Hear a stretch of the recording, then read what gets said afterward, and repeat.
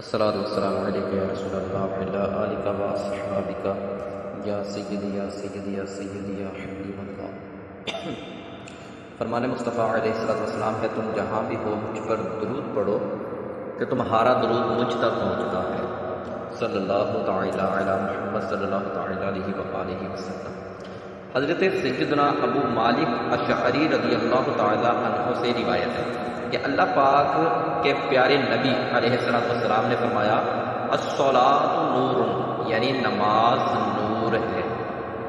حضرت سیدنا امام ابو زکریا یحییٰ بن شرف نووی رحمۃ اللہ تعالی علیہ نماز کے نور ہونے کی وضاحت کرتے ہوئے لکھتے ہیں، اس کا معنی یہ ہے کہ جس طرح نور کے ذریعے روشنی حاصل کی جاتی ہے، اسی طرح نماز بھی گناہوں سے باز رکھتی ہے، یعنی گناہوں سے نماز روکتی ہے اور بے حیائی اور بری باتوں سے روک کر صحیح راہ دکھاتی ہے نماز۔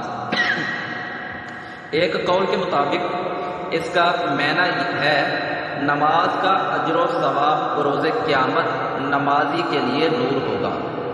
ایک قول ہے اس کا مطلب یہ ہے کہ بروز قیامت نمازی کے چہرے پر نماز نور بن کر ظاہر ہوگی، نیز دنیا میں بھی نمازی کے چہرے پر رونق ہوگی۔